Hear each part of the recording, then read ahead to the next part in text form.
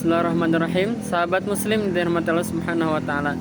Gimana sih cara membaca Al-Qur'an atau bagaimana sih tahapannya supaya kita lancar membaca Al-Qur'an?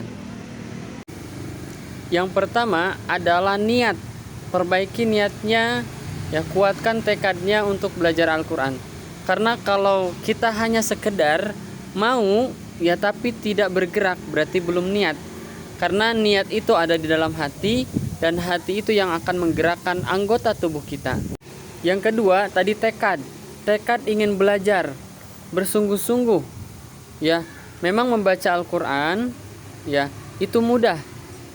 Tapi, ya, bagi mereka yang bermalas-malasan, itu akan sulit. Makanya kuncinya adalah jangan malas, kuatkan tekad untuk membaca Al-Qur'an. Yang ketiga, kemudian mempelajari dasar-dasar ilmu tajwid. Ya, seperti tajwidul huruf, yaitu mentajwidkan huruf-huruf.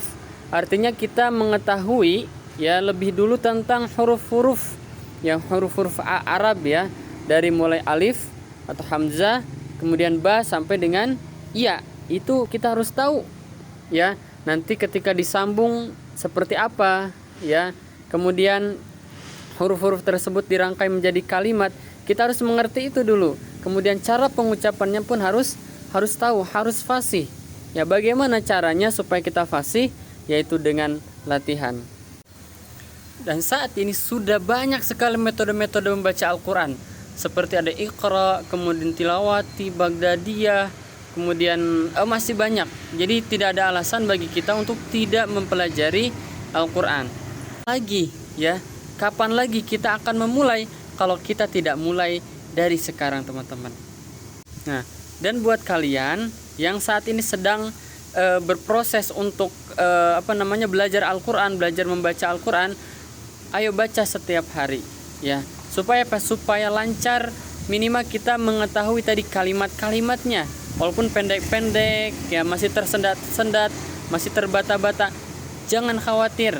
Lanjutkan. Jangan sampai kita berhenti untuk membaca. Karena, ya, kita berhenti karena ketidakbisaan atau ketidaklancaran kita dalam baca Al-Qur'an, itu sama dengan memperhambat kelancaran kita untuk membaca Al-Qur'an. Dan berikutnya yaitu belajarlah dan berguru kepada orang yang memang berkompeten. Ya, misalnya seseorang yang memang sudah minimal bersyahadah, ya. Jadi bacaannya sudah dipastikan fasih, ya, tidak banyak lahannya, baik itu lahan jali, ya, ataupun lahan khafi.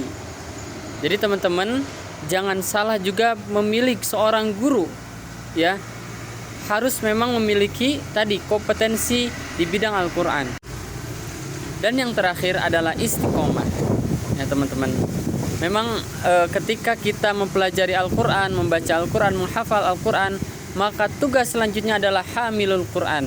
Kita menjaga Al-Qur'an, ya. Menjaga Al-Qur'an itu sepanjang hayat kita. Sepanjang hidup kita bersama dengan Al-Qur'an. Dan Al-Qur'an itu kita akan bawa bukan hanya menjadi keselamatan di dunia, tapi juga menjadi keselamatan di akhirat. Dia akan bersaksi, dia akan berdiri di hadapan Allah Subhanahu wa taala dan mengatakan, "Ya Allah, ini adalah teman saya akan mensyafati dia, saya akan tolong dia." Ya, kemudian dimasukkan oleh Allah Subhanahu wa taala ke dalam surga.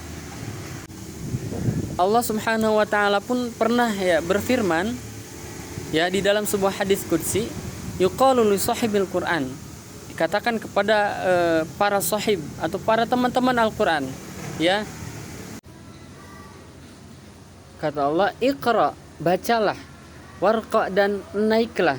Ya, kata Allah, ya, baca dan naiklah. Bacalah Al-Qur'an itu dengan tartil, sebagaimana kalian membacanya ketika di dunia, ya.